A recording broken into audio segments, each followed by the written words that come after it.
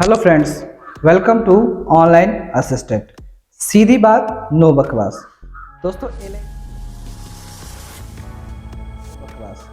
दोस्तों LIC life insurance आपको कैसा करवाना चाहिए? अगर आपको पता नहीं है कि LIC कैसा करवाना चाहिए तो पटना वाले खान सर को कौन नहीं जानता है। अगर आप उन्हें नहीं जानते हैं तो इस वीडियो में जान जाएंगे और पटना वाले सर से सीख जाइए कि कैसा LIC आपको करवाना चाहिए। तो चलिए उनकी जो वीडियो है वो हम आगे देखते हैं। RBI सारे बैंक वालों को बुला के एगो मीटिंग करता है, कहता है कि सुनो, जनता बकलोल है। कौन बोला? RBI कहता है जनता को उतना नहीं पता है कि 10 साल बाद क्या होने वाला है। ओकरा ई लग रहा है कि 10 साल बाद डबल होगा, लेकिन ओकरा ई पता नहीं है कि 10 साल बाद महंगाई भी डबल हो जाएगा। ये पैसा कोने काम लायक नहीं रहेगा। समझ में कि नहीं? तो उतने जोड़ गांठ के RBI ये करती है कि 10 साल बाद वह कितनी महंगाई को कंट्रोल करेगी। तो आप कितनों दिमाग लगा लीजिए, 10 साल बाद आप वहीं के वहीं रह जाएंगे।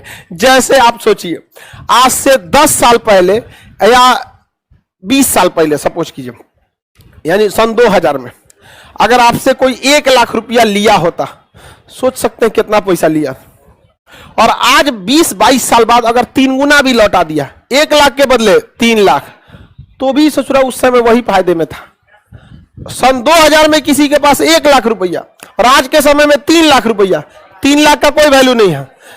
उस समय जो गैस सिलेंडर मिलता था 120 रुपया, आज 1100-1200 में गैस सिलेंडर 10 गुना महंगा हो गया। अब पैसा आपका 3 गुना महंगा हुआ। सन 2000 में 3 रुपए किलो आलू बिकता था। हम 3 रुपए किलो हमको याद है, हम लोग खरीदे हुए हैं। अभी 20 रुपए, तो आलू कितना हो गया? 6 गुना महंगा। समझ में गया? 6 गुना क्या हो गया? महंगा हो गया। और पैसा कितना महंगा? 3 गुना। सोच रहे RBI बेवकूफी करेगा? हम लोग के समय में आपको बताते हैं, पेट्रोल जो चलता था उस समय, हम बताते हैं आपको 42 रुपए लीटर, 42 रुपए लीटर चलता था, 35-36 रुपया। मट्टी तेल बिकता था 20 रुपया, अभी 70। पेट्रोल 110, 115 चला गया। आप बताइए, मुद्रास्फीति का प्रभाव पड़ता, मतलब 10 साल बाद महंगाई बढ़ेगी कि नहीं बढ़े? तो RBI जो प्रतिभूति बेची है, बकलोल है। सब जोड़ गांठ के समझिए, आपको क्या बनाने के लिए? बेवकूफ बनाने के लिए। हमारे पास भी आता है, हमारे पास आता है तो हम वही वाला प्लान लेते हैं।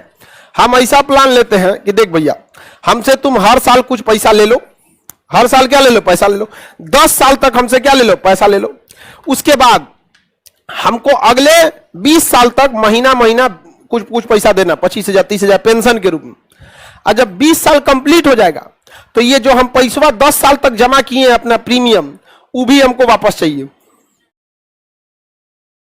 होता है ऐसा, पॉलिसी आता है।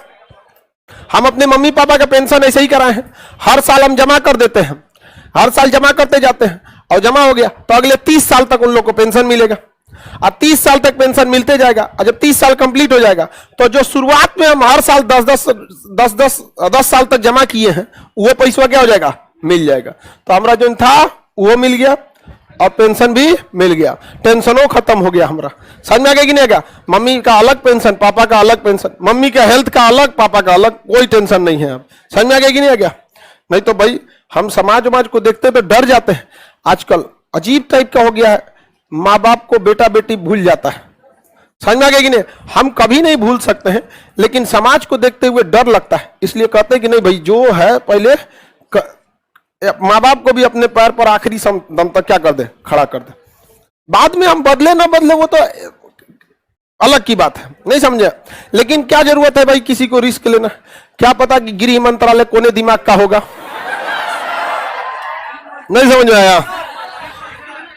उससे अच्छा है कि भाई अपने पे डिपेंडेंट करके छोड़ दिया। यहाँ पे कल को मम्मी पापा को कोई टेंशन नहीं, बीमार पड़ेंगे, उनका हेल्थ है, हर महीने उनका क्या है? पेंशन है।